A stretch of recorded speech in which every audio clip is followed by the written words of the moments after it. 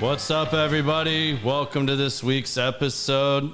Finally got somebody I've been trying to get on here for a while and really looking forward to this. Welcome to the show, Randy. Thank you for having me. Yeah. So Randy Sullivan and I actually went to high school semi together. Kind of. Pretty close. I went to school with your wife, but I think you graduated the year before I moved here because you're 96, right? Yes. Yeah. And I moved here in 96. So when we first met, there was this whole name mishap because there was somebody else that had similar name to you that I knew, and you're like, hey, and then I was like, were you there when I got hooked through the ear when I was a kid? And you're like, no, that's not the one that I am. And I was like, okay, I still love you though. You know, like we've got the common roots, even though that wasn't the story. Exactly. The colony is very, very small. So usually you're only off by a little. Only a little. Well, thank you for coming on the show today. And let's just kind of tell everybody a little bit about what you do and a little bit about your background. For those that don't actually know you, a lot of people on here probably know you a little bit on my following. Yeah, I mean, we've got a lot of overlap of friend group for sure. So I'm Randall, but I go by Randy Sullivan, and I co-founded the local, well, it's technically a national, but mostly local Facebook-based whiskey group, Some Would Say Whiskey, and I got into whiskey education, doing lives inside the local whiskey community, developed that into a podcast called Bourbon Real Talk. And Bourbon Real Talk now it's largest on YouTube, but as of today, we're almost 44,000 or 45,000 subscribers. That's so awesome. And we've got a large community associated with that, also on Facebook, Bourbon Real Talk community. But my original thing was I was a real estate agent. So I've practiced real estate in North Texas since 2008. Started a funding company that does funding for real estate transactions. And then also the podcast led to the opportunity to start a couple of whiskey brands, the Prideful Goat and Unallocated. And all of that comes along with philanthropy. So I started the 501c3 Live Stay Project as a suicide prevention awareness program. So those are all of the things that I'm involved with. So. Yeah, I don't even know how you possibly make time for all this. Just running a bourbon group alone, let alone a podcast on top of being a realtor is mind-blowing. And you're quite the family man too, so having time and making time for your family as well it's mind-blowing to me. I mean, you've given me a lot of great advice. I mean, you've helped me a tremendous amount when I had questions as I was getting into doing my podcast. I think it's absolutely amazing you have that many followers on YouTube. YouTube has been the hardest for me to get any traction on. I mean, Spotify, Apple Podcasts, Facebook, all getting great traction and moving on. Instagram, same thing. iHeartRadio, all those moving very rapidly, but man, getting to the first 100 followers on YouTube is a tremendous undertaking. I like to joke that if you are a content creator, Facebook is like a crack whore that'll do anything for $20. YouTube is like the it girl that everybody wants to date. Yeah. And she's very selective, and you have to put in work and prove yourself before you even get a chance, right? Yeah. And it was a year and a half of nothing, and then it was December 17th, 2020. I remember it like yesterday. I pulled up my numbers, and I had 700 views that day, and normally 150 would be, a lot, unless I just released a special episode. And it was, like a Tuesday or something. And then the next day it was like 2,500. And the next day it was like 4,000. And the next day it was like 7. And then it went up to 19,000. And that was when I broke through the algorithm and never looked back. There are times where YouTube turns me off and my views go back down. But, now we probably average, in a slow month, we average at least 5,000 a day, which was unthinkable for the first year and a half, And good days we'll get up there in the 15,000-20,000 range. So that's awesome. I think I happened to be going to one of your pours with friends. Yeah, pick up with pours. Up with pours that Saturday after it happened, because I remember I got there a little early because we had a mutual friend of ours that we both were. That you ended up having him show up and kind of surprised me. It was cool because I hadn't seen him in a long time. It's my best friend's little brother. It's one of your best friends. Right. So that was really cool. And I remember you telling me, you're like, you got to see this. Look at this. Like, it just jumped. Yeah. Like, I'm almost having a panic attack because it's doing crazy things that it's never done before. Right. That was a really cool moment. Like, I can relate a little bit now. I haven't had one happen like that yet to that degree, but like that's really awesome. You just got to stay the course. Yeah. I did somebody else's podcast the other day, and they're in the same space as me. They're focused on YouTube, and it was before he started recording, and he's like, "I'm sorry, I'm just a little bit starstruck." And I said, "Bro, I'm you, just 4 years ahead. Like, yeah. I'm not special. I don't have any special skills." There's nothing about this that's, it's just you stay the course and eventually it works out. So, yeah, but there's a lot of up and downs with it. I mean, I know personally just from conversations you and I've had, like, people really will beat you up, attack you, everything else on there. And hopefully, do you think that Someone Say Whiskey and all that you went through of setting that group up, like, helped prepare you more for that? Or was it still just a learning process because both got different types of things happening in those platforms? It made it harder, I would say. So, a lot of people don't think about this, but if you're a content creator, you can't promote yourself without presenting yourself as a source of novel information, right? Yeah. I mean, that's the basic purpose of a podcast. Yeah. Right? You have to communicate a vision. And the people that hear the vision, you want to communicate to them, if you are interested in this type of novel idea, I am your source. But when you start to do those types of things, and there are people that have been in and around your life before you started doing the podcast, there will be large quantities, nearly 100% of those people will go, well, who do you think you are? And why should I listen to you? Yeah. I mean, we've been hanging out and going to lunch and all that stuff, so why all of a sudden are you the authority that I'm supposed to go to on the subject? And, I think that if your heart is right, you didn't set out to make it that way, right? Yeah. You just had a passion and you wanted to share information or whatever. But because of my involvement with Someone Say Whiskey, it actually put a lot of extra pressure on me. Because there were all of those people from the whiskey enthusiast world that were having those negative feelings towards me because they felt like I was trying to communicate to them that I was somehow superior, that I knew more. And that leaked over into Someone Say Whiskey, and people started putting pressure on the rest of the leadership team to get rid of me because all of a sudden I was toxic. All of a sudden I was a problem. And there were people who no longer wanted to be actively involved in Someone Say Whiskey because I was still there and I was involved. Yeah. And luckily, Rodney Smith, we co-founded Someone Say Whiskey together. He never turned his back on me. Yeah. And he just tell people, like, if you can't be involved while Randy's here, then maybe this isn't the place for you. Yeah. And but he also gave me very honest and painful to hear feedback. And I had to make a lot of changes in my life. A lot of changes. Especially in interacting in group settings. I had to be very cautious about what I said and how I said it. I had to change some very fundamental things about my nature and struggled hard. Developed an anxiety disorder.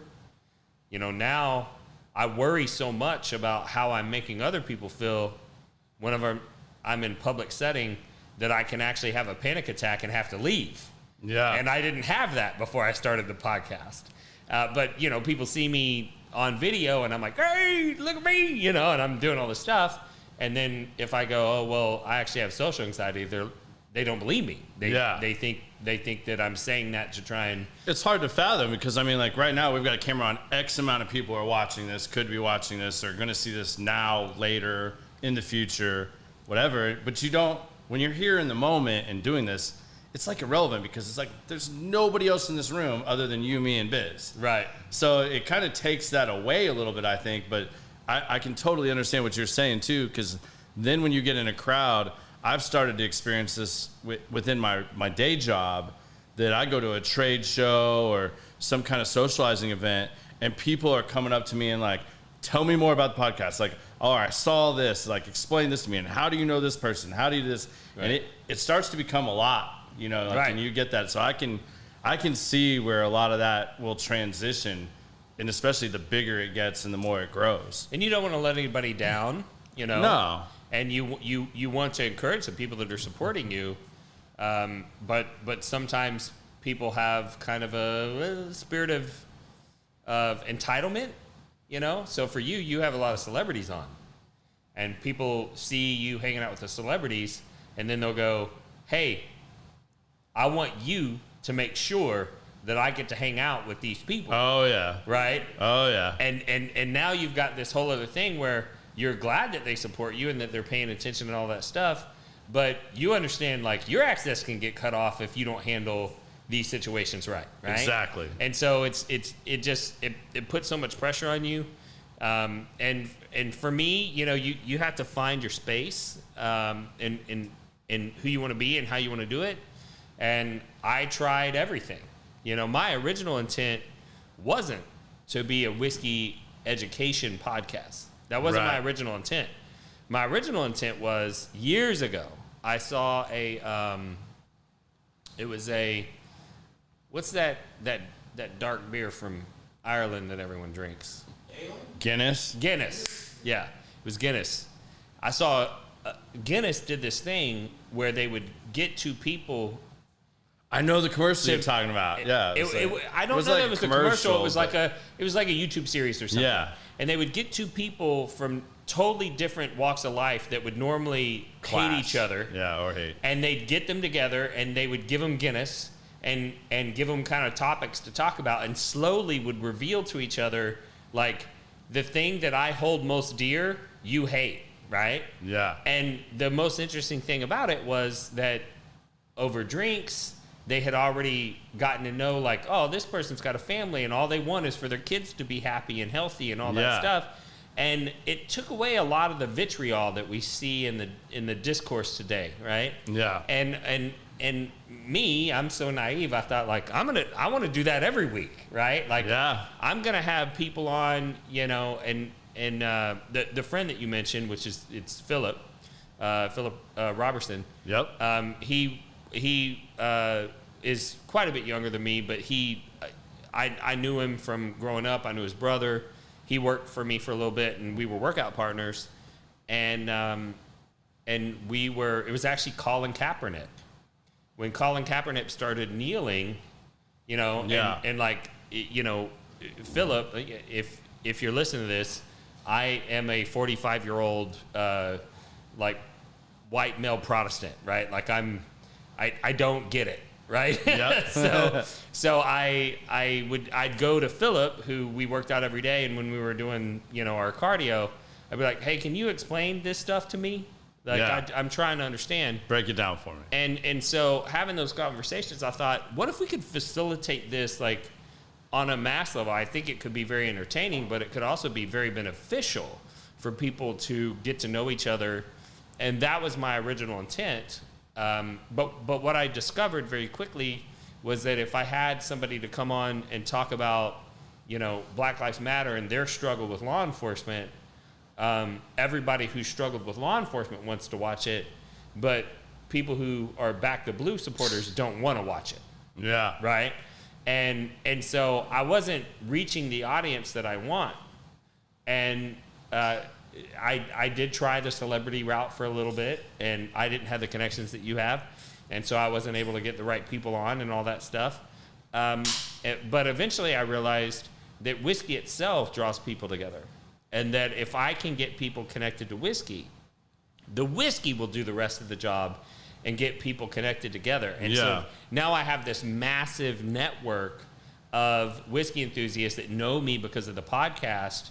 And we have done an awful lot to to foster that connected like nature around whiskey to the point that, you know, we are for sure stopping suicides. We are for sure bringing people together. We're pulling people off the brink.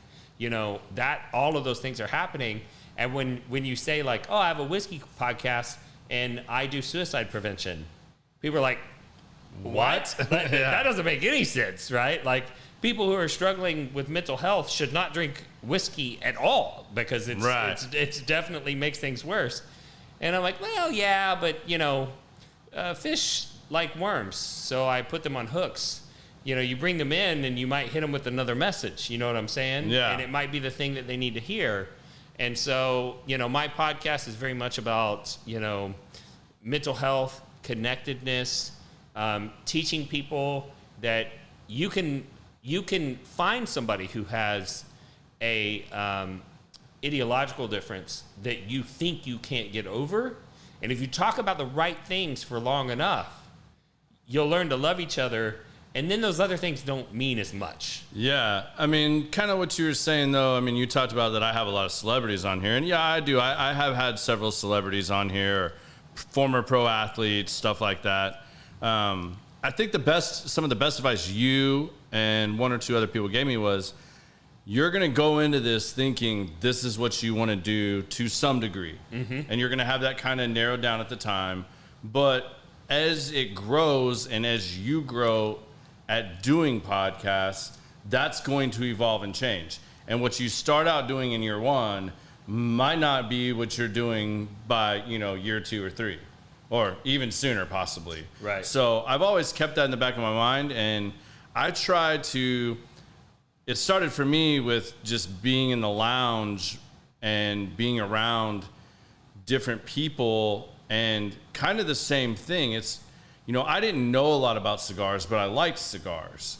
And when I came in here, I knew a lot about whiskey. You know, I was 2-3 years into my bourbon journey, hardcore, and I found out that I could trade bourbon knowledge for cigar knowledge. Right. And it made an easy little transition there. And when I started doing that, you know, I had obviously, I mean, at the time, I had listened to probably every single one of your podcasts.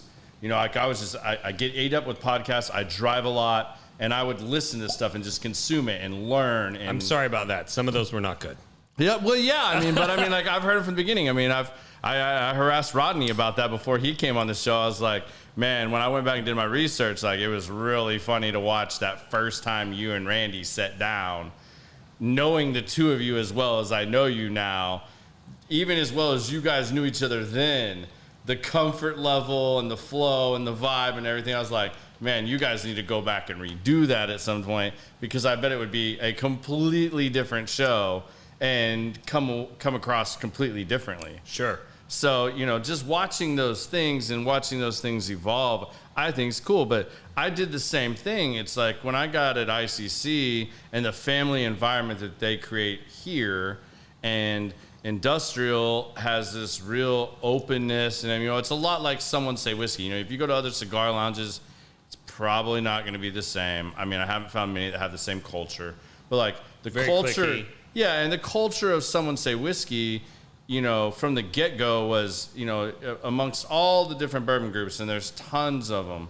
And I used to get jokingly called Switzerland because I was in all of them, and I didn't get involved in any of the drama or politics that you and I both know come along with all that crap. So seeing that and watching that and then seeing what they created here, it was very similar to Someone Say Whiskey, which I think one of the reasons, too, you guys very early on partnered up with the Franks and did a lot of things with the Franks. Sure. You know, in industrial cigar. But when you watch that as a whole and saw it all come together, I was sharing bourbon knowledge, they're sharing cigar knowledge with me. And then as soon as you sit down, and you're sitting down with people from all walks of life, all different backgrounds and whatnot, and the minute you guys sit down and start having a drink together and have a cigar, all the other bullshit in the world doesn't really matter. Right. And, you know, you start having genuine conversation, building genuine relationships, friendships, and such. And it got to the point where I'm hearing all these amazing stories and I'm learning stuff and I'm building relationships. And I'm like, wow, how many other people would benefit from being a part of this conversation? For sure. And that's where I started the podcast and was like, we got to do this. You know, not all of us drink, not all of us smoke cigars. You know, like you're not smoking a cigar today. Had Ken Hamlin on a while back, and he doesn't drink. So we drank coffee. That sucked for me, drinking coffee till 8 o'clock at night, because I was lit like a Christmas tree all damn night. And I came home, my wife's like, would you just drink next time? Because when you drink and you come home, you're done. You came home tonight and you're like twitching out, and you're just like, why? They're like, yeah, I don't normally drink coffee that late. Like, it's a little much for me. Am I allowed to cuss? Yeah, we're full blown. You can say whatever you want. Yeah. Really. Hell yeah. All right, good. Yeah, so when I had Ken on my podcast, I was an asshole and drank while he did not. So, but it was funny. I went down to Houston. There's a cigar lounge that is kind of, I think it's kind of his home. That's where he hangs out, and that's where I tried to interview him. I didn't have my producer with me, and there were mirrors everywhere. I did not know what to do with my lights. It was not a good situation. So if anybody goes up and looks up the Ken Hamlin interview on Bourbon Real Talk, I apologize for the video, but I did the best I could. But what I realized while I was there is that there's a lot of crossover in the connective nature of nicotine and ethanol, right? Yeah. They're both intoxicants. And, you know, this is a weird thing to say, but there are anthropologists that have researched the use of intoxicants in human culture. It goes back somewhere between 9,000 and 12,000 years. And it's important.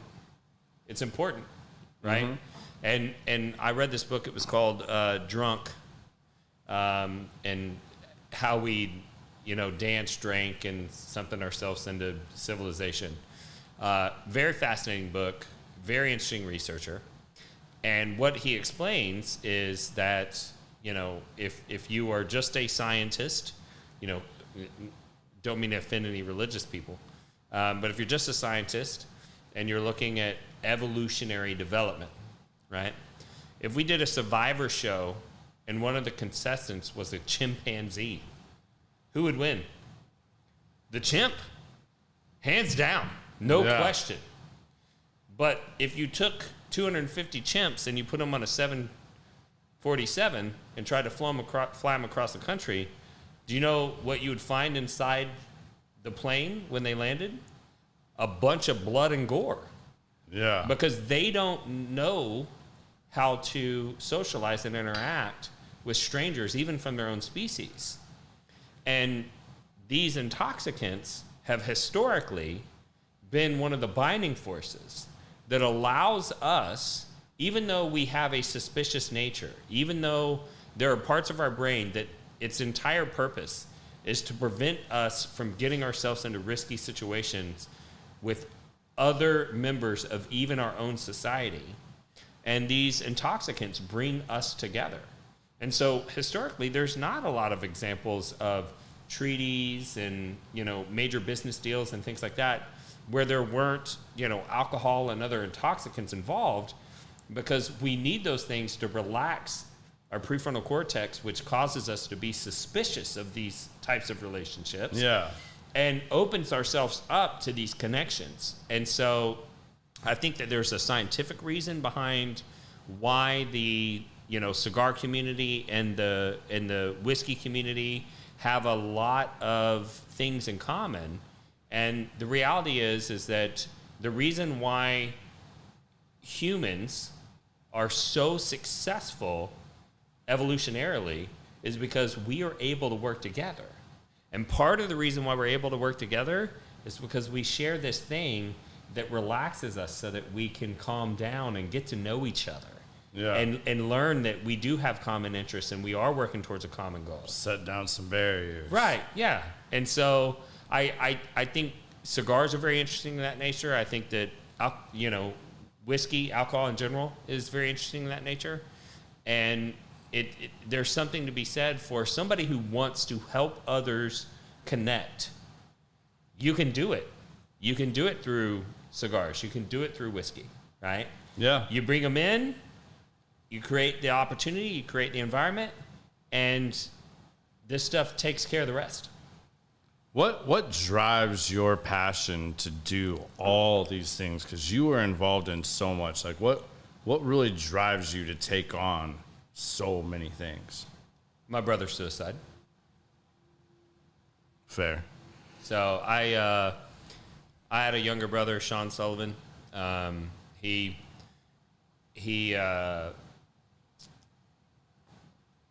worked in sales. Army guy, right? Yeah, he worked in sales, and after 9/11, I remember like yesterday, I was at work, and he was working at weight loss center, Jenny Craig. He worked at Jenny Craig, and before this happened, we were hanging out, and he was like, "Man, my job's kind of sad." I was like, "What do you mean?" He's like, "Well, they have these scripts, and they teach us how to, take these people, and most of them, like, they just went to their doctor, and their doctor said, you're not gonna see your daughter's marriage because you're gonna die soon if you don't lose weight." Like, that's their motivation. Like, they are in a broken place. Yeah. And my company teaches me how to use these scripts to emotionally manipulate them so they'll sign up for this program. And if they follow it, it'll work. But a lot of them don't have the willpower. There's not in other the right factors in place. place and all that. He's like, I just feel weird. But his Jenny Craig office that he worked at was right next to a recruiting office. And 9/11 happened.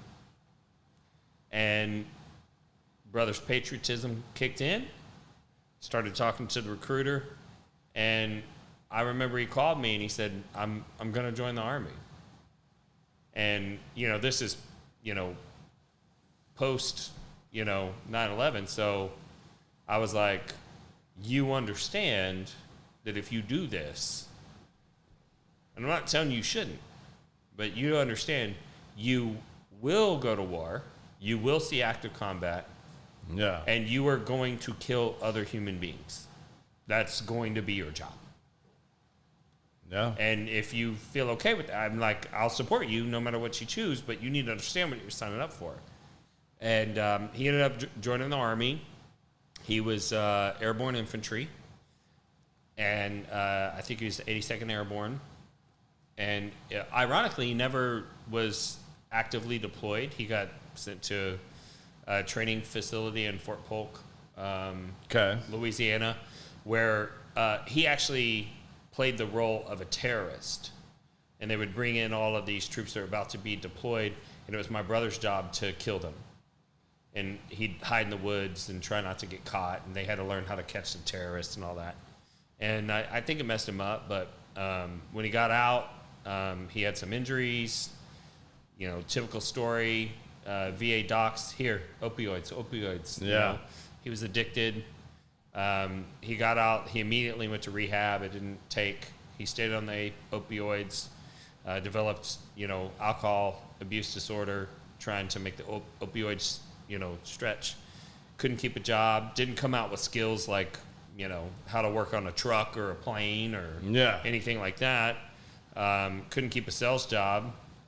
Everything was straight commission, and he was so whacked out all the time. It never really worked out. And in 2014, he shot himself. And I was pretty deep into my real estate career at that point. I'd been full time in real estate since late 2010, and I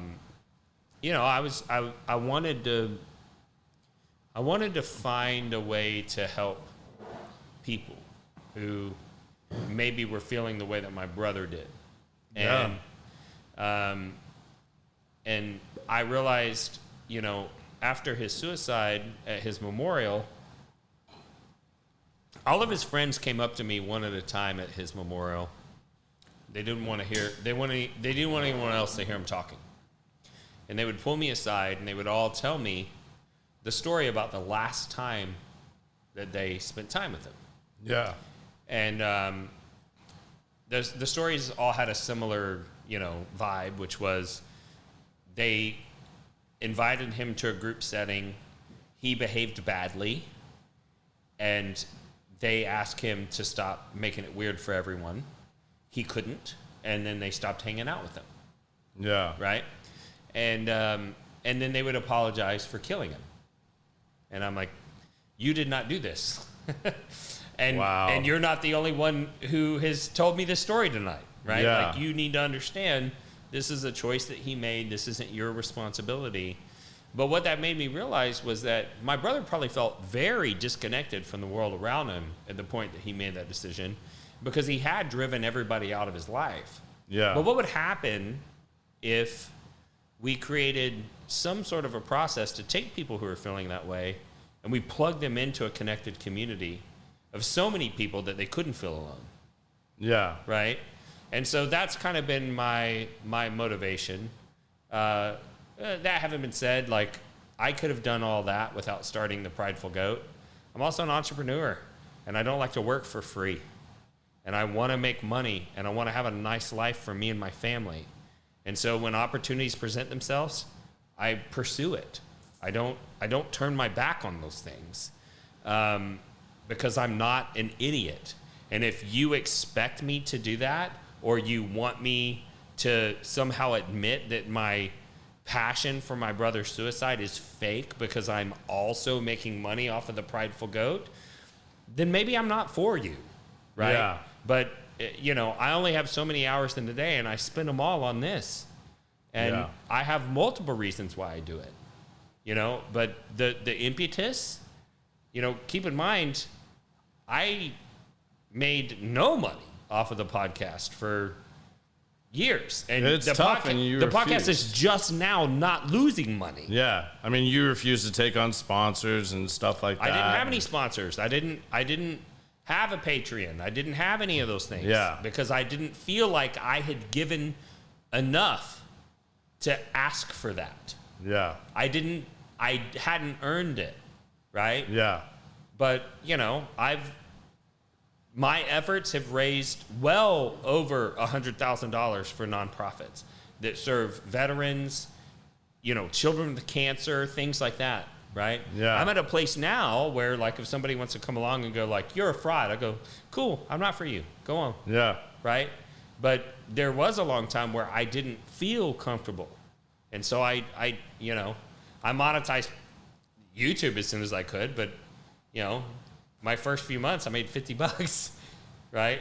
My base production cost for my podcast is astronomical, Hey man, I understand. Like, I'm in the same boat. I had my first show sponsored recently, and I just got our first sponsor. So I totally understand that. Like, it's a tough place to be in, and obviously it shows what your passion is, because a lot of us do this because we feel a calling to do it, or a desire to do it, or it feels something for us as well. And I wanted to make sure we told that story.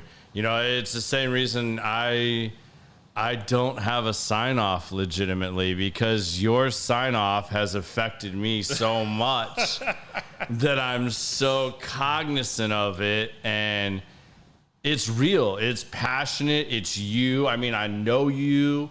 And when you do your sign-off every time, I'm like, and it's one of the first things my little brother said to me when I told him I was doing a podcast, and he listened to the first episode, and he was like, you need a sign-off. And I was like, yeah, man, maybe that'll come at some point. It'll come. And Randy told me, like, let this things like just evolve naturally and come in, but I'm not going to do that. And maybe someday I will, but right now I don't, because your sign-off is so powerful and so meaningful that I was like, I can't touch that. That's like trying to do a Joe Rogan or a Dave Chappelle skit and like bring something to that. Like, you can't do some of those things. But I will chime in and say, you're not Randy. Right. Randy has his own North Star, his own path, his own being. Exactly. Yours is still developing. It's going to come. Exactly.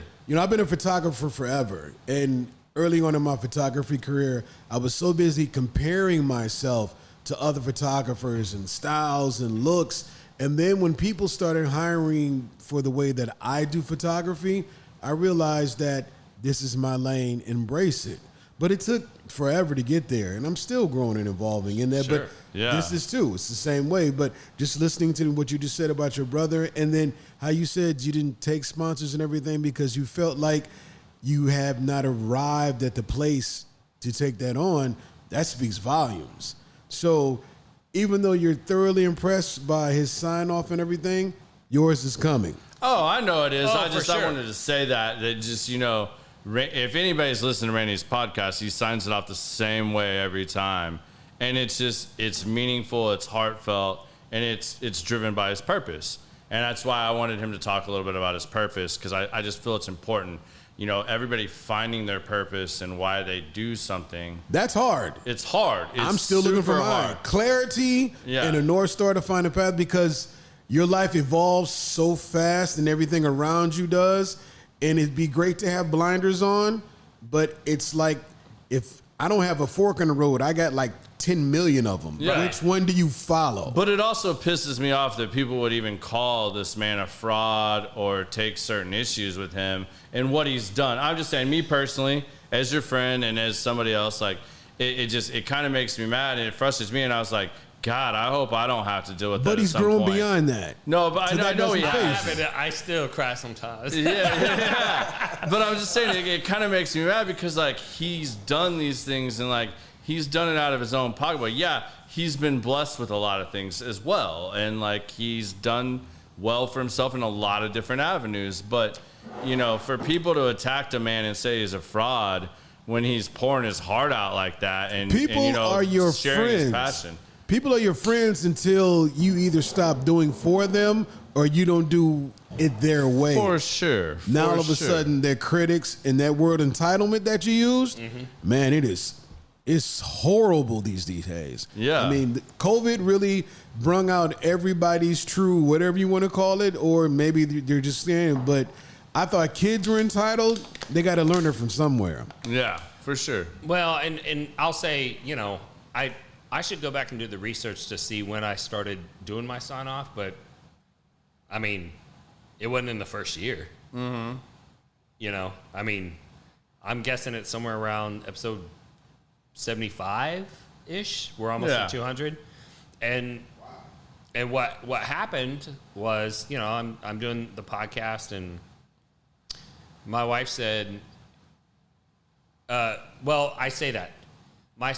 My sign off, I'm going to do the full sign off at the end. Okay. And so if you're listening and you want to hear the sign off that was inspiring to him, then keep listening. Don't click off. But the very end of my sign off, I always say, if you woke up this morning and you were unsure whether or not anyone loved you, just know that I love you. Yeah. Right? That's the very end of my sign off. And my wife said to me at some point, because I was saying that, she's like, they don't know why you're saying that. That sounds insane to a stranger. Yeah. Right? They think you're crazy. There's no backstory. Right? They think you're insane for telling you, or for you telling them that you love them. And you need to explain every episode why you love them. Yeah. And that's when I changed my sign off to what it is today, and I've never changed it since. See, Lindsay, you are super interesting and you have great ideas. Exactly. Hey, all wives out there listening to this, your husband thinks you're amazing way more than you do. All right? Like, For sure. stop discounting yourself and just accept the fact that man's love is 100% pure. So same thing, right? My wife, you know, but she had that insight to go, Yeah. you know, this is going to be confusing for people. And I thought, oh, that makes sense, you know, because I love everyone, right? But, and then every so often, you know, some troll or whatever would draw me out, and I'd lose my mind, and I give them the business, you know. And one guy was like, "Oh, this from the guy that loves everyone." Right? And my response to him was, do I look like a simp? Yeah. You let me know that I'm not making a difference for you and you don't give a fuck about me. Yeah. And so now you were my mortal fucking enemy. Yeah. And that's okay. I can love a stranger. Yeah. But once you try to attack my ness, for lack of a better term, like the thing that is the essence most of sacred me, of you. like once you try to attack that, like fuck you. Like I don't, I don't care anymore. Yeah. About I'm never gonna convert you. Yeah. Right. You don't have to listen. You don't have to watch. Have to, right? You don't have to be a fan. And I get it, right? So my joke is like, look, bro, I don't know if your mother held you too much when you were a baby or too little. I don't know what makes you this way, where you are scrolling through the internet and see some random Joe telling people that he loves them and encouraging them not to have the fate that his brother did that killed himself. And you see that and go, fuck that. Yeah. I have to destroy whatever this Yeah. is. Whatever that thing is Or that even you have. comment on that. Like, Whatever that is. I'm like, I can't help you. Like, see a counselor or something. I don't know, but what I've learned is that you don't build a thing for everyone. People are looking for things. And, the field of dreams, if you build it, they will come. Build the thing that resonates with your heart. yeah. And if you build it, the people that also resonates with, they'll come. They'll come along. But it's not going to be everyone. No. But going through that process, especially in the beginning, because the first people that get exposed to your message are the people that are already part of your circle. Yeah. And those are the people, unfortunately, that are most likely to reject your message because they think that you're saying something about them in your message. Yeah. Because they feel like you're making yourself an authority, which makes them not an authority. And those thoughts never crossed my mind. None of that ever crossed my mind. Until you said that, I would have never thought of that. But, I mean, there are people who, quite honestly, were kind of celebrities to me. Yeah. That I can't talk with anymore. That I can't be friends with anymore. That talk negatively about me to anyone who will listen. And I don't fully understand it, but I'm trying to get to a place where I can accept that as part of the process and go, okay, how many private messages did that person receive from somebody who decided not to blow their brains out because of what you put out into the world? Yeah. I'm guessing that the answer is zero. Zero, for sure. Right?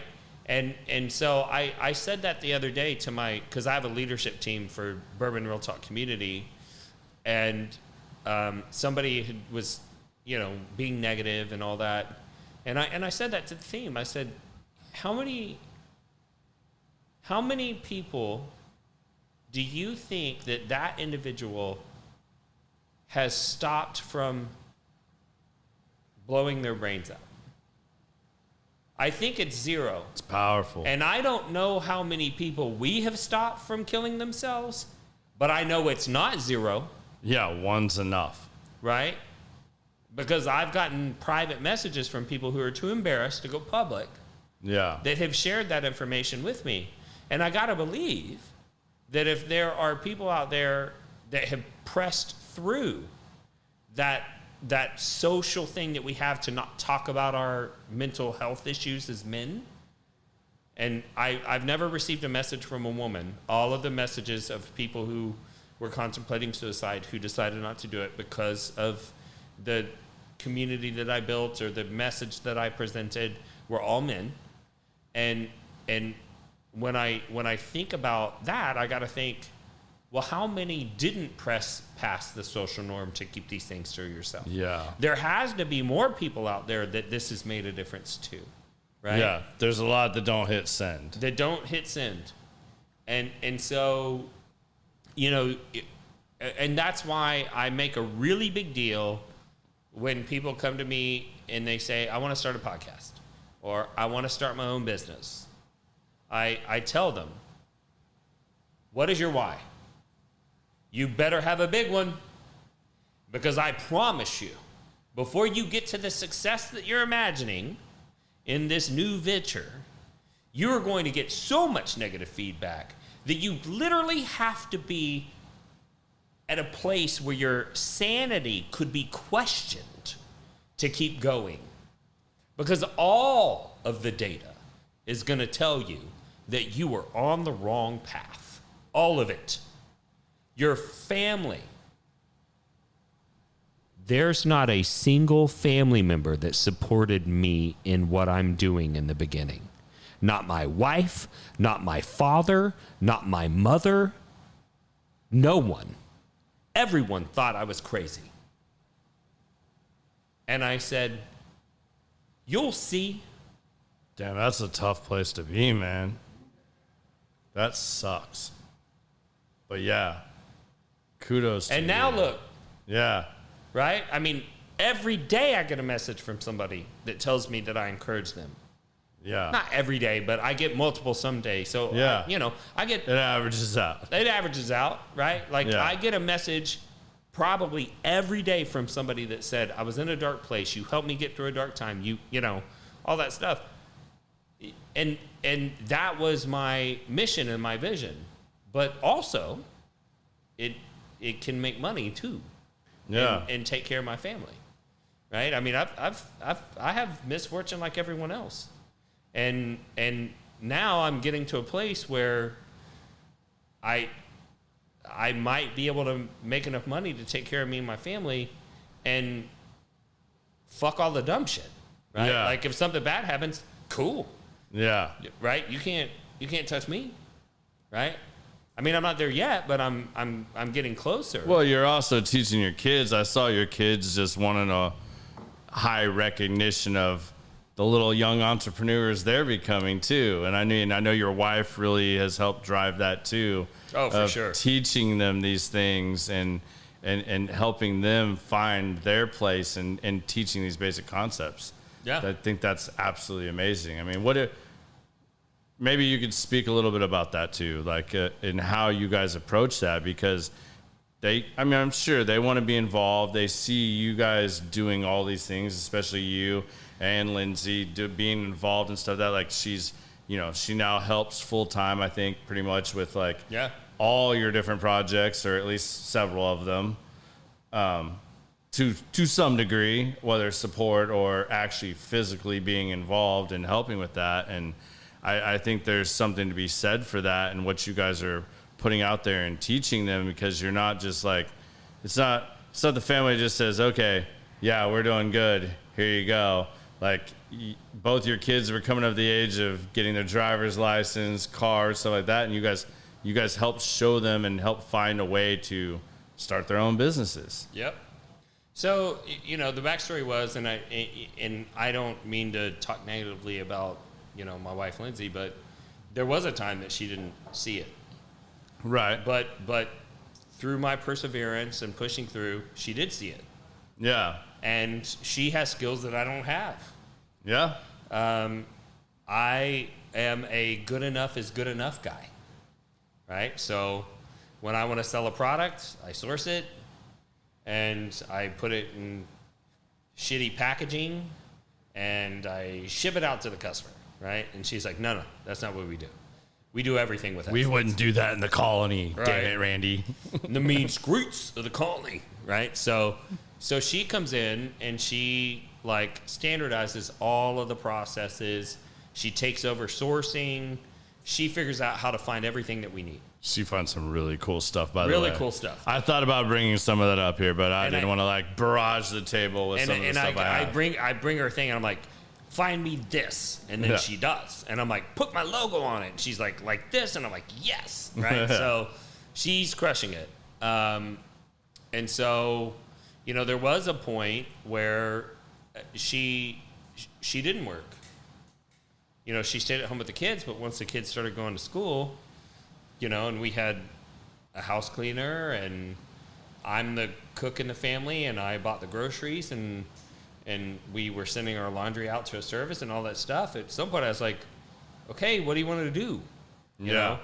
And she went to school. She became an esthetician, went to laser school, became a laser technician, and went to work. And I mean, I'm sure there's not a ton of women listening to this podcast. You'd be amazed. Like, actually, we have a pretty good You'd be surprised. Do you? You see our demographics. Our demographics are right there. Right there. Okay. So if you're a woman, just know that the laser industry and aesthetics in general is a racket, and there's licensing that you have to be able to do these things. But if you have a medical doctor that's involved with your practice, people who are untrained can operate under the doctor's license. And as a result, all the regulatory authorities that are over those groups have no power. Only the medical board has power, and the medical board doesn't give a shit about a doctor who's lasering people that he's not supposed to, because they're worried about the dude that's paralyzing people during surgeries because he doesn't know how to do spine They don't surgery. care that you burnt some dude's asshole. Right, exactly. And so through this process, my wife is working for a company. They're asking her to do all of these things that are absolutely illegal. All of their equipment's illegal. It's not even supposed to be in the United States. And when she ended up leaving that organization, we had the opportunity for her to take over full time. And work for the podcast and the business and the merch company that we have now, because we sell whiskey, related merchandise. And the kids were seeing all of this play out. And my daughter came to me when she was 15, and she's 18 now. And she said, I don't want you guys to buy my car. I want to buy my own car. And we said, okay, what do you want to do? She's like, I want to start a business. And at the time, I was developing the whiskey sensory kit that I created, the whiskey aroma kit. That's amazing, by the way. So, quick little side note, keep your train of thought. But my nose has been broken so many times that when I sit here and even if it's a proper Glen, it's either going to hit me or it's not. I've had 2 reconstructions on my nose. My sense of smell, even pre-COVID, was shit, basically. So I have to rely way more on other senses than I do smell.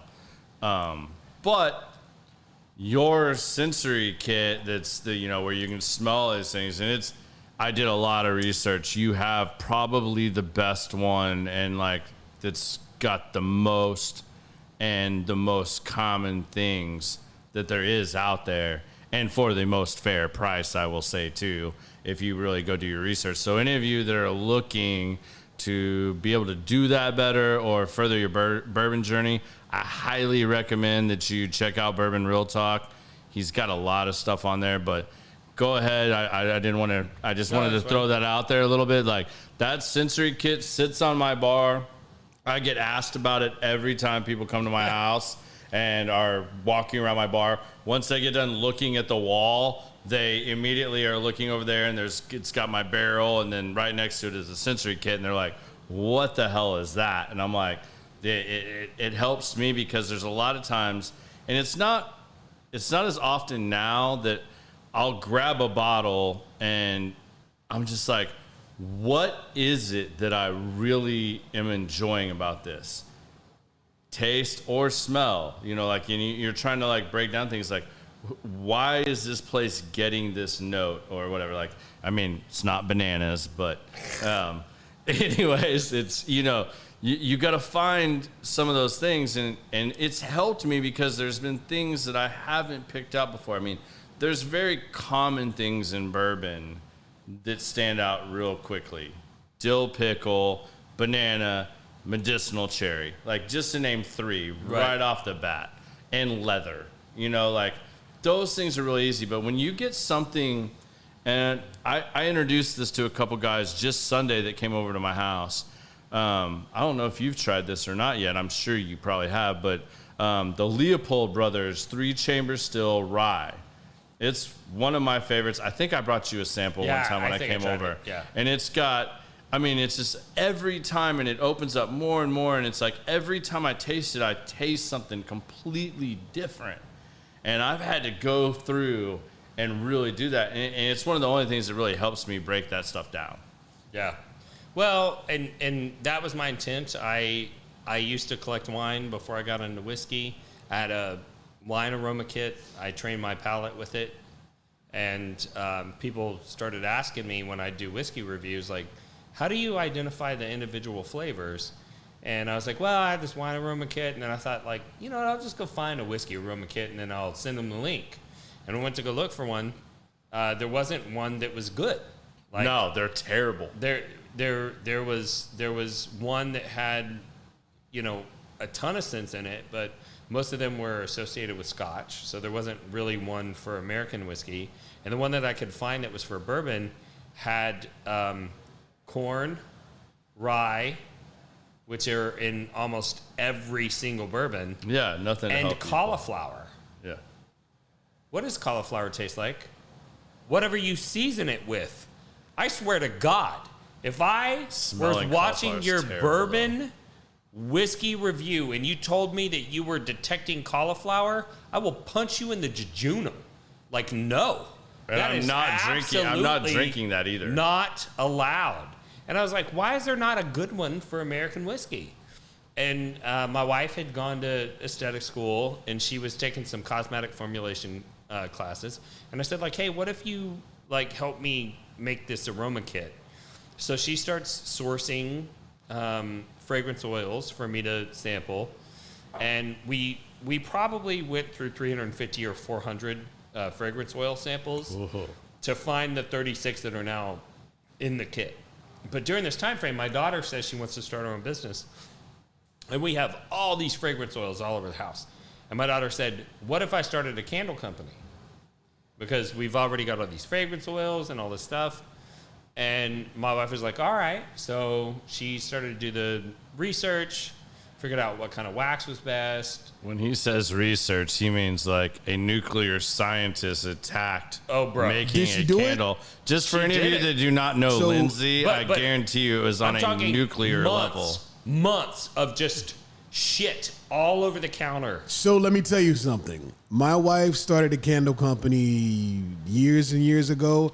I had to literally section off part of the house because people don't understand paraffin wax. You know the terms of throw, scents. You had to test. You had to test all the yes.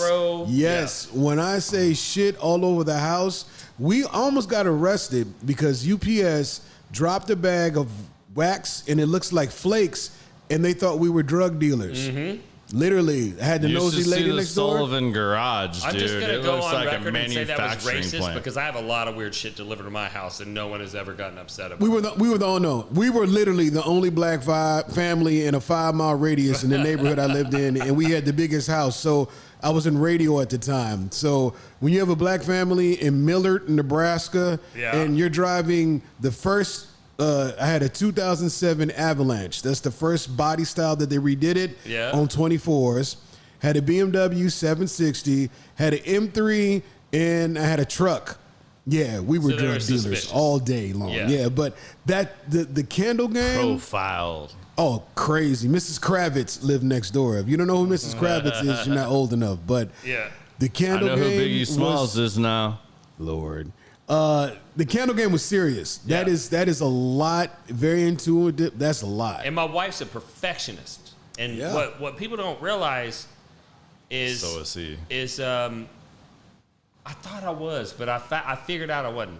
Okay? No, I mean you like borderline. Like there's a line between perfection and OCD, and you and I ride that line. No. I define myself as a driver. My wife is a perfectionist. So for me, if I can't reach perfection, I'm going to get as close as I can, but I'm still going to drive forward. Yeah. Not Lindsay. Yeah. If she can't get to perfection, she won't move from where she's at. Yeah. And so what y'all don't know, all of y'all out there, because you said you got a lot of female viewers, and men buy candles too. Bed Bath & Beyond is trying to kill you for profit. Yes. Okay? And the way they do it is they put a wick in their candle that's way too hot, so it burns off the candle real fast. Yep. So that you'll buy more candles.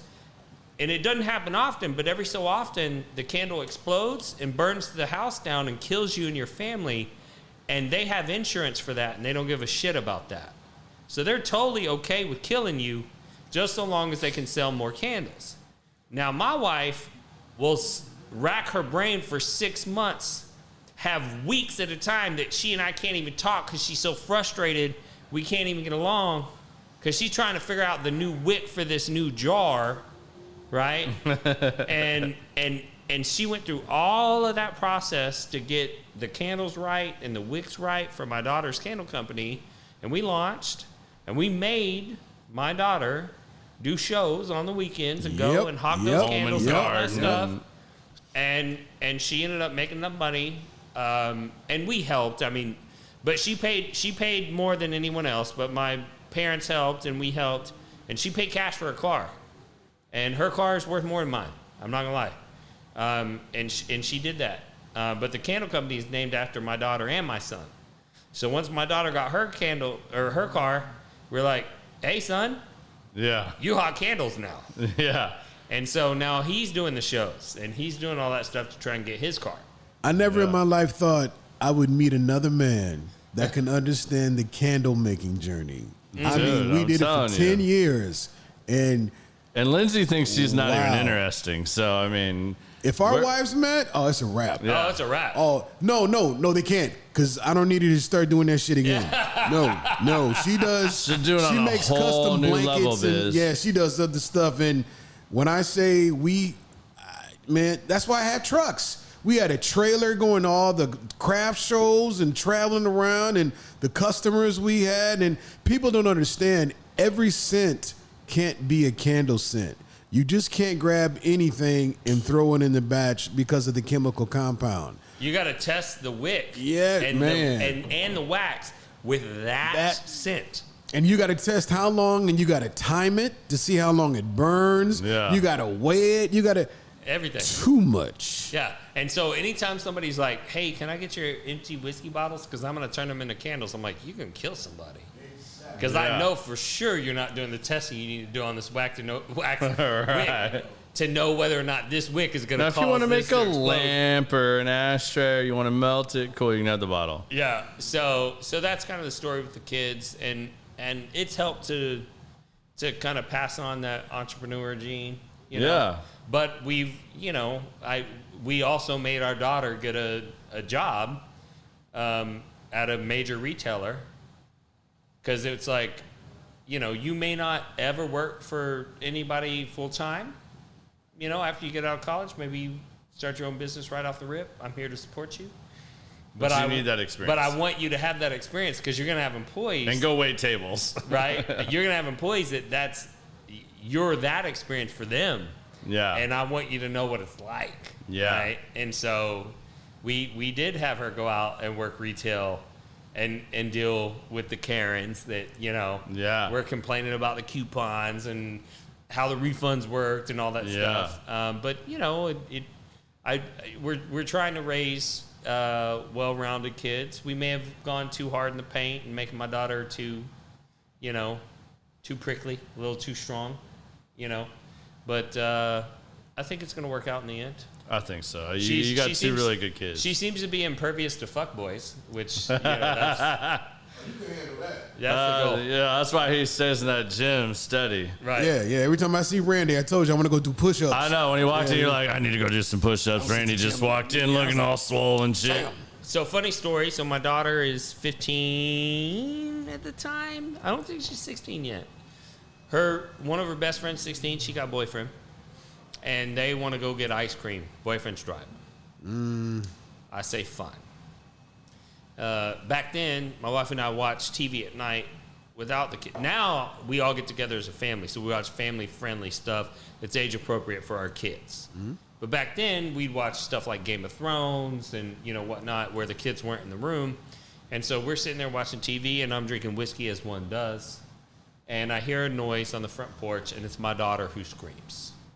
So immediately, I think, date rape, time to kill. Also, I hate clothes.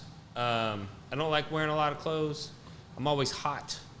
And so I'm shirtless, wearing Draws. shorts. I've got shorts on over my underwear, but I got nothing else on. I got shorts and underwear on, that's it. I'm shirtless. And I've been drinking.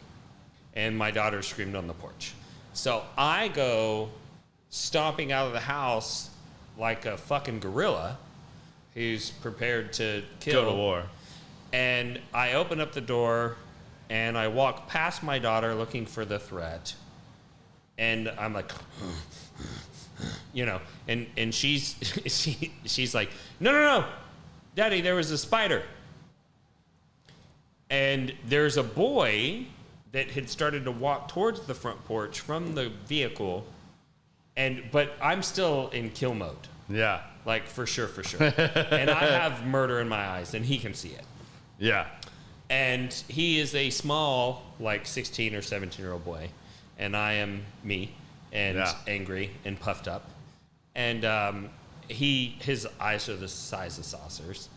And I'm like, and I just turn around and walk inside because I couldn't turn it off. You know what I mean? And I think that fucked the whole thing up. Like, I don't like. It saved you until college. Right. And so the greatest worst thing that happened. Right. And so my daughter's like not had a serious boyfriend or anything like that. Like, Dad, the guys won't talk to me The because guys they've all heard the story. right. And I'm like, did I, you know?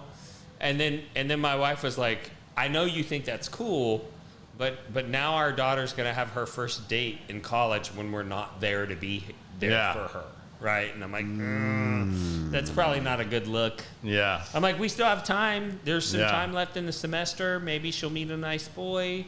I promise I won't eat him. You know, it's gonna be good.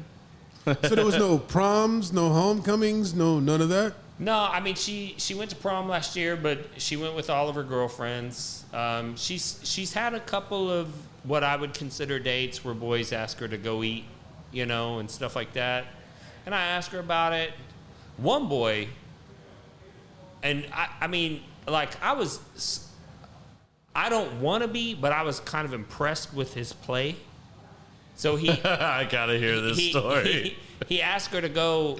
I think it was ice cream. He asked her to go get ice cream, and she said no. And then later that day, he posted on his Instagram getting ice cream with another girl. And she told me about it, and I was like, hey, I'm mad, but I kind of respect that. Yeah. You know what I mean? Like, and I was like, how'd it make you feel? And she's like, I didn't like it. And I was like, that's what he was going for, right? Like, I can't wait to the prom or the homecoming where it's like you and Philip hanging out at the house. No. And the date shows up. Philip and like, cannot be there. oh, I think it would be a great idea. Bad Boys too? Oh, man, like legit. Like, and it's so funny because this blew my mind, and I had to hear this story because, mind you, I moved to Texas in 96. So I started at the colony my junior year. Randy's graduating. My best friend is like a year younger than me, and that's Marcus. And he's one of my two best friends from the colony, Marcus and Jacob. And Marcus has an older brother that had already graduated before I even got there, and then he's got two little brothers. And at the time, I mean, they were in elementary school, Philip and Steven. And it's just funny that, you know, so Lindsay was like the same grade as me. Maybe she was a year older than me, I think. Or are we the same? Did she graduate in 98? No, she's 97. 97, yeah. So she graduated a year before me. And, you know, I knew Lindsay because of Marcus because they were in choir together. And Lindsay always talked about, oh, my boyfriend. Boyfriend? Who? We don't ever see this guy. Sadly, the boyfriend she was talking about was not me. Yeah, but like we hear this, and then it's like, her and Randy, and it's like I kept hearing this guy Randy, and this and that, and Marcus tell me like, oh, don't mess with Lindsay, blah blah blah, and it was just funny. They had this little choir pact, and it's like, and then all these years go by, and we graduate and stuff, and Marcus has been one of my best friends, and then I lost touch with Marcus for about 7-8 years when he went to Florida and some other things, and then he came back and we got back in touch, and now Philip and Steven are full grown, and I'm like, if you've seen Steven, like, holy shit, it's like Johnny Jr.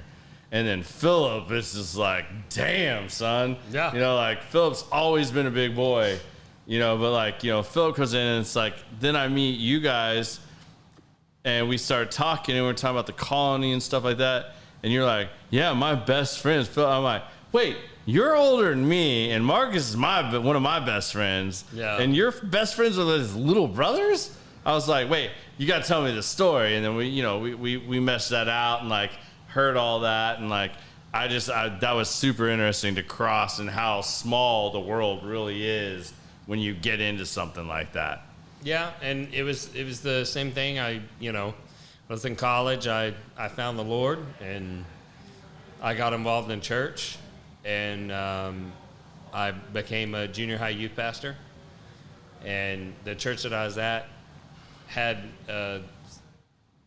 what they called Sidewalk Sunday School that was at Carr Chapman Park where the Robertsons lived. Yeah. And Philip was one of the kids that went, Derek Conley and a handful of others, and they started coming to church there, and I met them and got close with them and stuck with them. Yeah. And, Philip eventually came to work for me, and we were workout partners for years. And, that's how I ended up becoming, best friends with somebody that was way younger than me, that I knew his brother in high school, obviously. Yeah. But yeah, man, it's all about connection and relationship. And, he was a big influence in me deciding to start this podcast because I realized that, there are people all around you that you have completely different worldviews. Yeah. Very simply because you had different experiences growing up. And the colony is like a melting pot. So sure, you get a lot of different views and things. And we grew up in that, so it gives us a lot of different perspectives than some other places, whether you went to Plano, I mean, no, I'm not knocking on any of these other schools or anything like that. Like it's different. Right. And I moved every 3 years growing up, so I have a drastically different opinion and view on a lot of that. But so how do you balance all of this, Randy? Like, are you a person that like really like, because I've noticed in, all the great leaders, all the great business people and stuff that I read books on and that I follow, and then, what my routines are personally. Are you a guy that plans out your whole day and really designates time to things? Because you juggle a lot between family and business and personal pursuits. That's a good question. I am a checkoff list guy. Okay. So I discovered Google Calendar many years ago, and I discovered that you can have an event and you can have a reminder. And so I rely very heavily on reminders so that if you go, hey, Randy, when you get home, can you check to see if you have one of these cigars in your humidor? I will set a reminder, and I know that it's not going to slip through the cracks, and that's the only thing that allows me to sleep at night. And honestly, I don't sleep that well. I have so much going on in my head that I struggle to sleep. But the checkoff list is what makes it all happen. And so every day when I wake up, it is a race to get through as much of the checkoff list as I can. I have not completed my checkoff list in probably 10 years. Do you write or journal? I do not. Okay, this is my pro tip for you. Okay. My eye doctor told me this when I was like 18 or 19, and I'm not going to go into this deeply because we're kind of short on time, but my dad taught Franklin Covey planner for the government. And when I got my first C in high school, I had to fully adapt and take on this Franklin Covey planner bullshit at the time, I thought, but like it dictated my life and helped me so much the first like. So I was a Franklin Covey planner person. All right. And I converted it to my Google Calendar, and I use the reminder system the same way that you use a Franklin Covey. Yeah. So you get those basic There are concepts. some features that are missing. I wish you could rank your priority items in A, B, and C, and then One, you two, could three. number them 1, 2, 3, 4, 5, 6, 7, 8. I wish you could do that. It doesn't do that. Yeah. But if you have a reminder that's too low on your list, So you here's can your- delete it. Yeah. And then re-enter it. And if there's like 4 or 5 that are top priority, you can rank them, and then you can delete them and re-add them in the order that you need so they show up in your list. So I'm a Franklin Covey guy. I do that. But you know, I also work more than most people do. Right. So here's your pro tip for being able to shut your brain off and sleep more at night. Business tried this. It works for him. Yep. It's worked for me tremendously. And if I have trouble sleeping, I put myself back in this mode every time, and it helps tremendously. So my eye doctor of all people, and Dr. Malone, great eye doctor, super good dude. He told me, he's like, get a little journal. He's like, oh, call it a diary, call it a journal, call it whatever you want that makes you feel good about it. Get a notebook, get a pen and pad, and before you go to bed, 15, 20 minutes before you go to bed, let's just start out with giving yourself 15 minutes. He's like, start writing. Write whatever is on your mind. If it's writing down the things that you did not accomplish in the day off your checklist, if it's things you're thinking about for tomorrow, things you want to do in the future, things, just whatever, write. And cut yourself off at 15 minutes. But if you feel impelled to write more, write more. He's like, it'll start creating this habit. And he's like, as soon as you take it off your brain and put it on paper, I promise you're going to start sleeping better. And I started doing this. And man, if you see at times I'm having trouble in my life sleeping, I will go do this. Like, I keep it. I mean, like, I've got 4 or 5 of these that like are one's by my bed, one's at my office, one's in my briefcase. I carry them around with me. Like, they're scatterbrained because it's like there's 4 different notebooks. It's just random thoughts. I just pick up, but like I can write and just get it off my brain, and I'm not shitting you. Like, getting it off of your brain, physically, pen to paper, it'll help. My brain is like bees buzzing in a coffee can when I lay down in the night and you can't figure it out. And I tried that. Just started writing it all out, and my ass fell asleep. Yeah, it's And- like reading a book. Because I do the same thing, a to-do list every day, and when I don't get done, I transfer it to the next day and add another 18 things to it, and it never stops. But the biggest challenge, I think, is how do you prioritize? Like, for me, I spin 18 plates, and I feel I'm not making any headway or making any money at these 18 plates, so I just want 3. Just give me 3 plates I can focus everything in on, and it never ends up that way. You just gotta, like, it goes back to what we said earlier, finding your purpose, finding your why. And that's, Well, and there's an amazing thing you can do too, and I learned this from Brandon Frakes. He does this like crazy ass, and his is so much more productive and organized than mine is. But he does like a year in review where he takes a day or 2 at the end of the year, and he goes through all of his like notes and everything that he journals, writes, puts into his Remarkable or whatever it is that he uses. And he does this self-reflection where for a day he just kind of like goes through, analyzes it, and then he pulls data out of that, and then he sets the page and the tone for the next year. Like, I do not go that in depth by any means. But what I do try to do at the end of the year is take a day, whether it's 4, 6 hours, whatever, and I just kind of thumb through the book, and I take notes, or I'll just see things, and I kind of reread what I did, and it's like it gives you a sense of accomplishment because you can kind of go through there and see what you did accomplish. what you didn't accomplish, what you want to move forward, and you think about just in your current life, like, okay, where does this need to adapt, evolve, move a different direction, and you can do that in that manner just by reviewing those notes. Because it was crazy when I started this podcast. I went back and looked at a note when it hit me after I did the couple podcasts with the Frakes. I had been trying to do a blog and all this other stuff, but I was too analytical of my own writing. So I kept scrapping things. It's like it was never good enough to put out in the public. That's the difference between me and you. I'm not a perfectionist. Good enough is good enough. I put it out there. And somebody's like... But I did that for a while.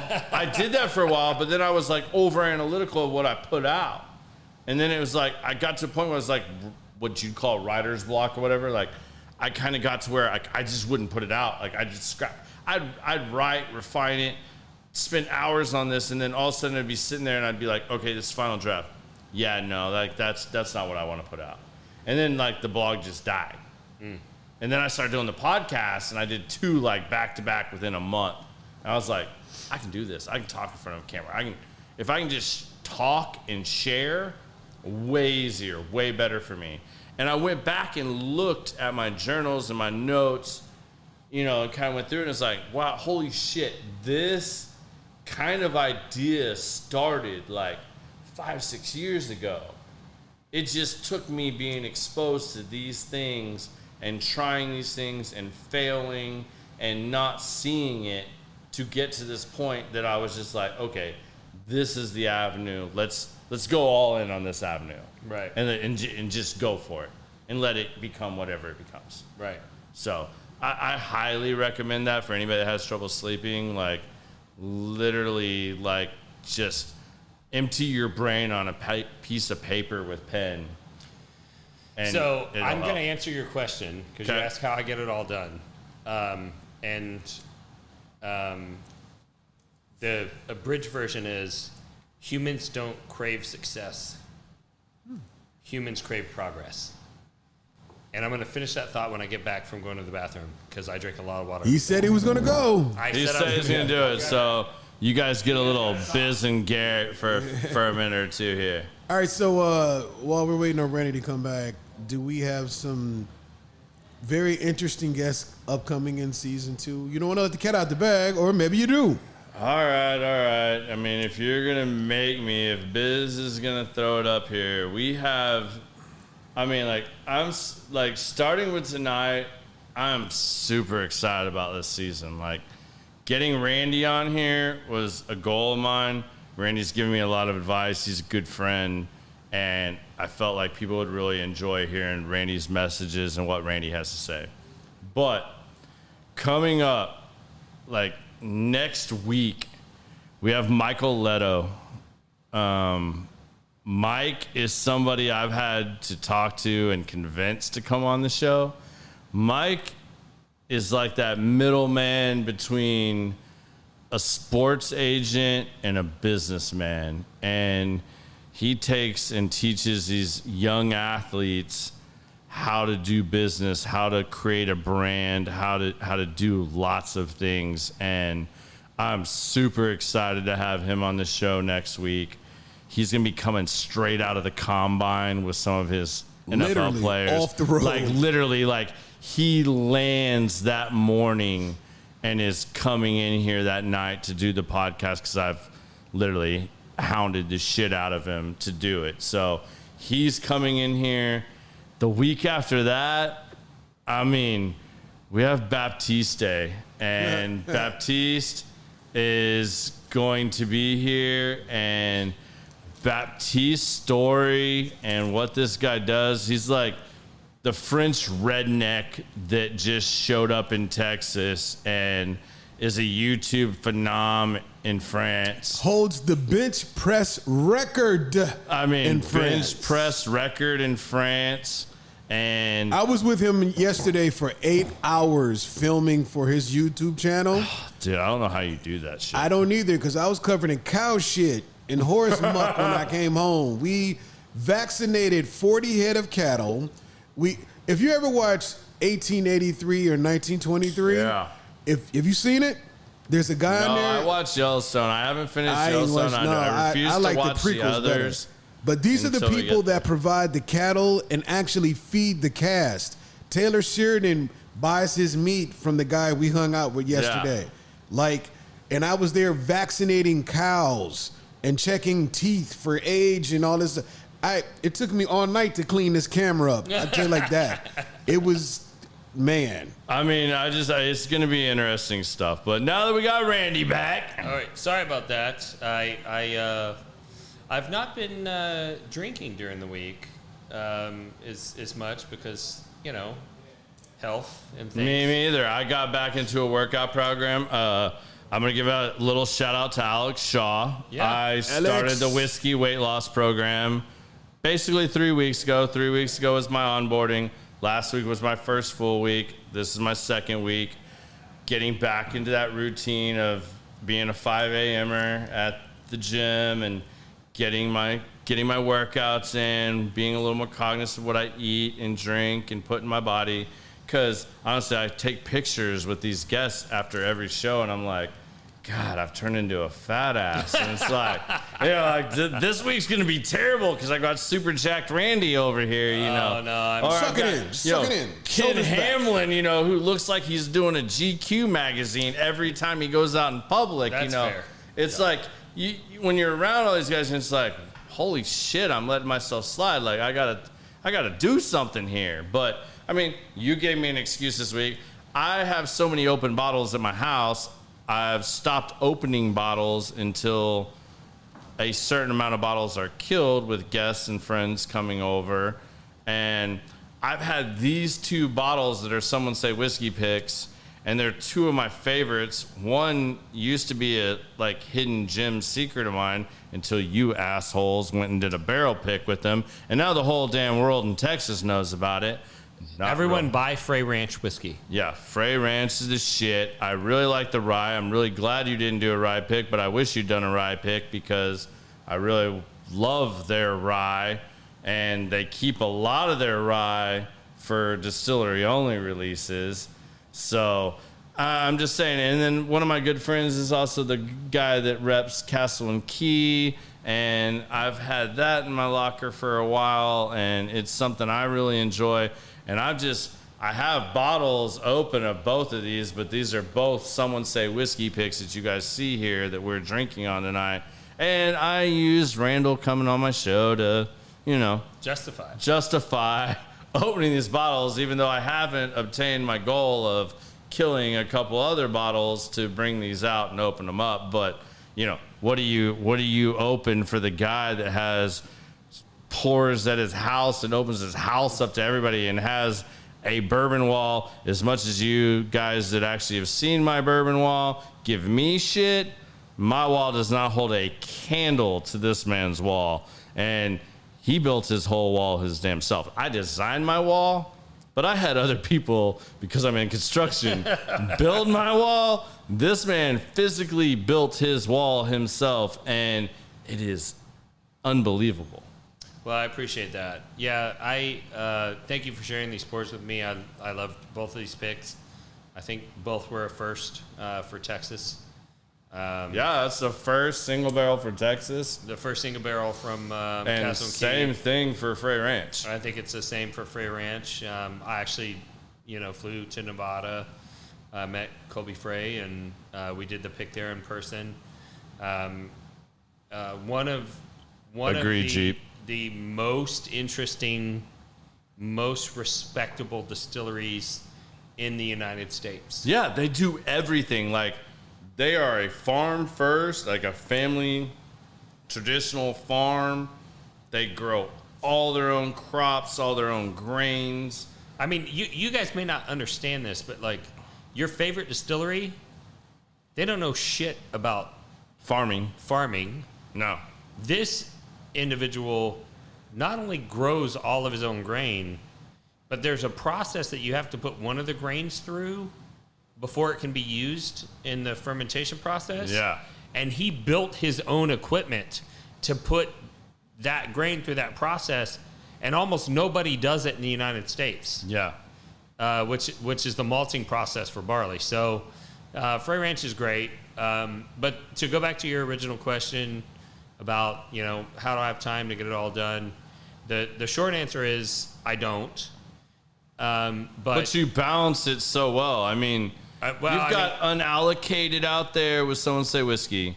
You've got the Prideful Goat, and I want to give you a little congrats. I mean, as your friend, congrats. Thank you. You're Prideful Goat. Batch. Which one, the bourbon or the rye? The rye's my favorite, but I'm a rye guy. All right. But both of them are phenomenal, and I'm so glad this didn't happen. But your stuff just ranked in the top 50, 2 bottles in the top 50 with Fred Minnick. That's pretty damn huge for a non-distiller producer out of Texas, because most, honestly, in my personal humble opinion, most Texas whiskey sucks. I'm an Iron Root fan, but I don't like a lot of stuff out of Texas, but you guys have sourced a lot of stuff and bottled, and what you guys are doing is amazing.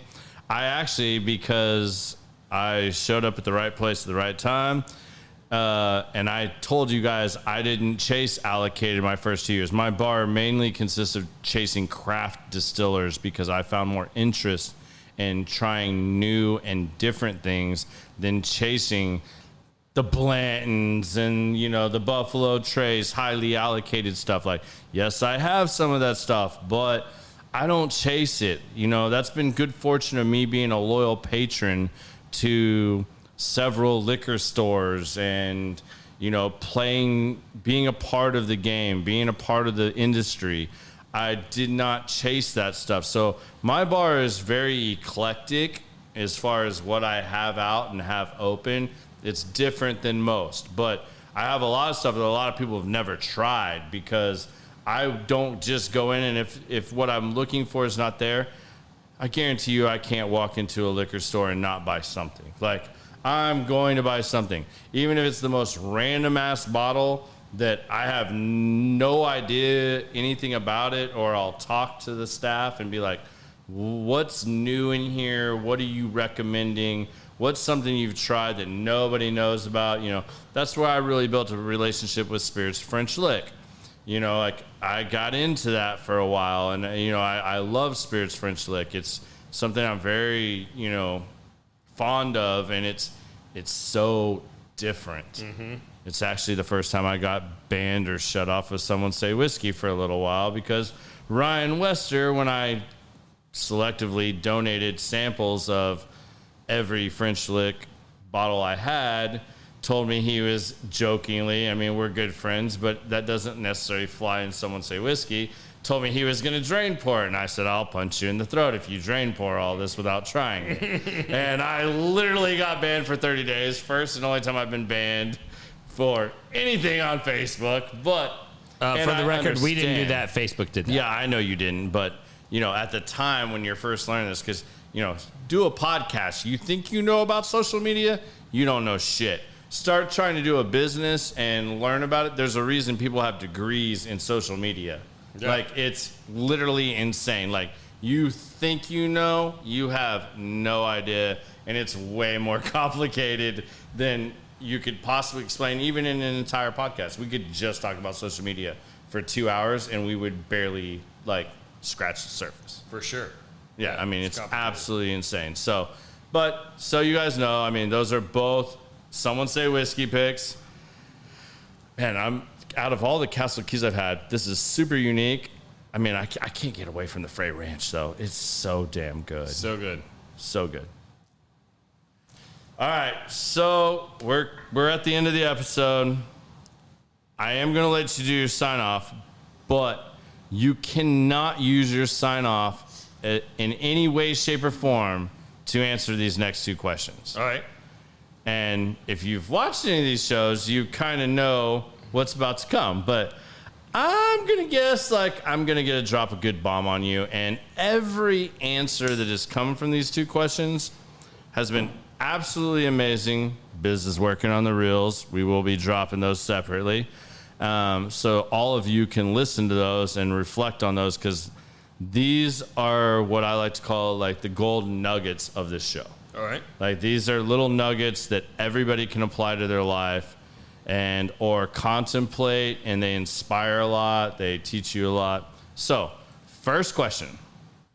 If, God forbid, and I'm not wishing any ill will on anybody here, but like, God forbid you had one message you could leave your son and daughter today, what would that last message, you could leave them one piece of advice right now, and it's the last piece of advice they would ever get from you. What would that piece of advice be?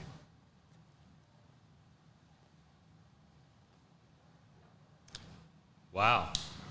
That's pretty deep. Last piece of advice. I would want to say something that guided them towards a partner in life that was going to help them as they work towards their purpose. Like, that's the one thing that I've observed is I've experienced various levels of success and different things that I've worked on. I've got to know other, people that are working towards their goals. Who you're doing that with makes a big difference. For sure. And, I've seen people who have been in a relationship with somebody who was indisputably very physically attractive, and the whole thing fell apart. Yeah. Everybody on the outside is like, oh, like, look at this. This is a goal. It's a trophy wife. Right? But that's not it, right? Like, if I could bestow one thing on my kids, it would be that they would end up with a partner that the two of them built each other up. And I don't know what words I would say to convey that message to them or what I'd say to them to help them to be able to make that decision. But life is hard. It's filled with disappointments and failures and evidence that you're on the wrong track and things that are going to convince you to give up and to cede your authority to someone else and let somebody else make those decisions for you and trade your future for stability because somebody's willing to give you an amount of money that you can subsist on so that you don't have to face the trials and the difficulties and all that stuff. And if I could pick one thing for my kids, it would be that they would find somebody that is willing to go through that process with them and to build them up and help them to find the greatest version of themselves. Because that's the only thing that really matters, is that you're better than you were yesterday. It's the only thing that really matters. Yeah. Is that you want to progress every day to be the best version of who you are. You might have fallen or failed the day before, but you learned and you moved forward and did something else. Today I'm closer to becoming the best version of myself than I was yesterday. And if you have a day that's not that way, that day was a fail, and today's a new day. And I would want my kids to have a partner in life that would help them towards that goal. And support that. I absolutely agree. That's what it's about right there. That's absolute excellence. All right. The last and final thing is you get to give us your 2 cents. And it can be 2 cents about anything. It can be 2 cents of something I didn't ask you, something you wanted to say today, something that this show inspired you to say, something that you just feel compelled to say. Can't go to your sign off. I'm still going to let you do that. But It can just be something you just really feel you would like to say, or a message you would like to give, or something you would just like to share with the listeners. Can I cry? Sure. I know you've had me on the verge like twice tonight. All right. So I'll go back to my point when you're asking me about managing time. And that is, everyone gets to see the magical part of people's lives on social media. Yep. And the reason why is because people don't post the bad things. And when they do, it's socially unacceptable. You only get to see the highlight reel. And the truth is that humans don't crave success. You think you do. You see somebody that has the thing that you want, they live a life that you wish that you could live and all that stuff. And if I walked into your life right now and I gave it all to you, you would be miserable. Just like all the rich kids that end up addicted to heroin and drugs and they throw their lives away. They don't have to work for anything. They have all the trappings of life that you can imagine. What we really crave is progress and a feeling that we did something today that made a difference. And that is kind of a thing that I've realized. I've been in a dark place. I've had my best efforts be destroyed by outside forces, outside of my control. This last year, a company that I've been building since 2015, the whole thing got imploded by a greedy asshole that if he had just waited a little bit, he could have had everything that he wanted, but instead he decided that he was going to use the opportunity to embezzle money so that he could play a role today that could have been his for eternity in 2 to 3 years, but he wouldn't wait. And it destroyed, in some ways, my reputation. It hurt people who trusted in me and all of this stuff.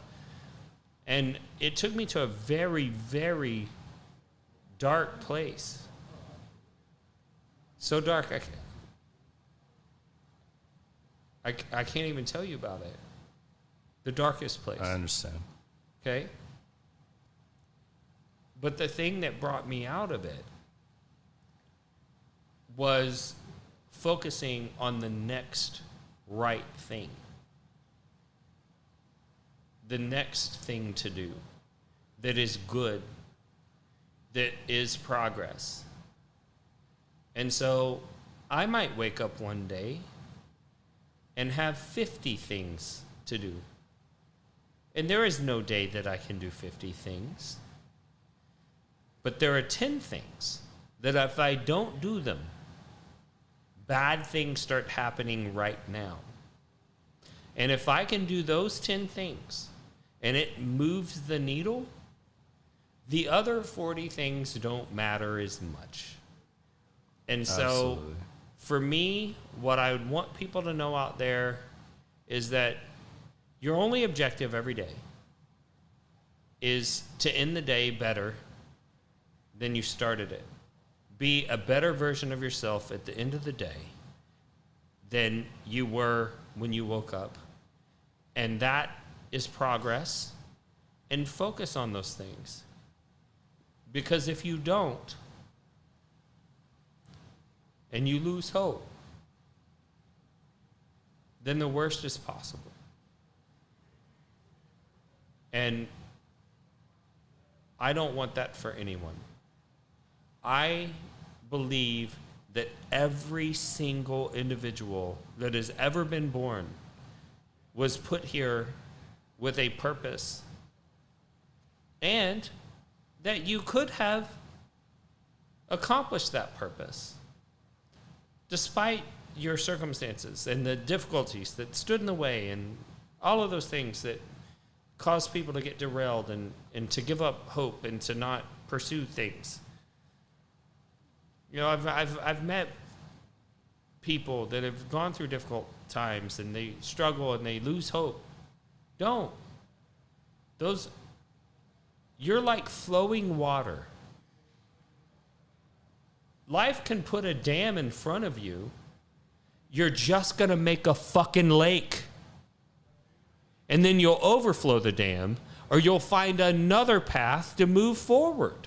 And that's life. And don't lose hope. And keep pushing forward and find the joy and the motivation that you need in the small successes.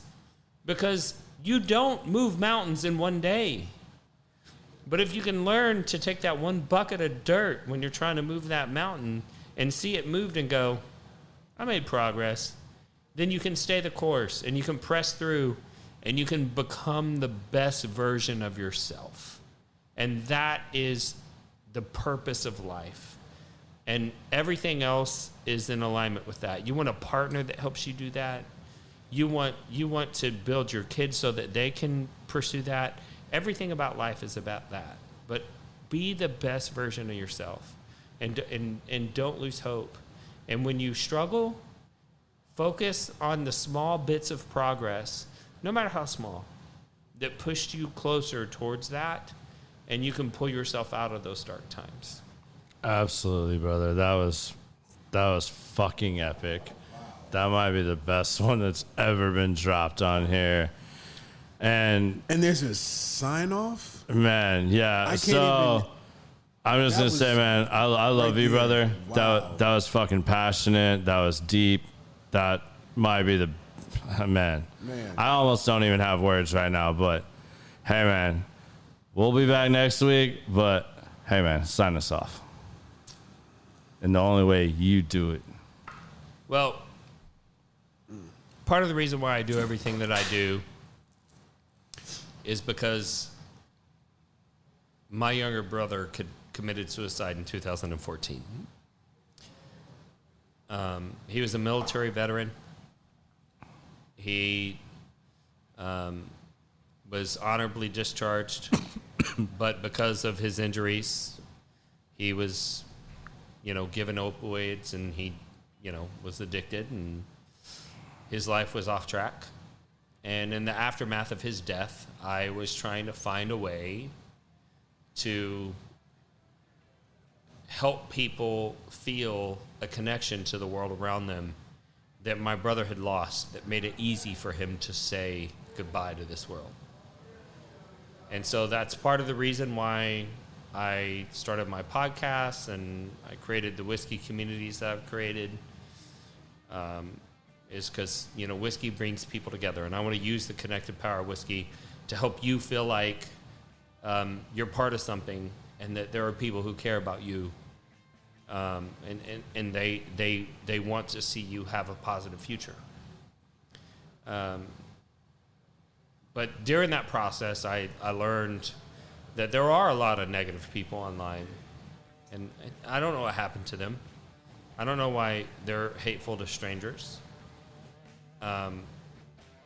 But seeing those people be hateful made me realize that if a stranger can hate you online, even though they don't know you, that there's nothing that keeps me from loving you online, even though I don't know you. And that is why I end all my podcasts the same way, and that's this.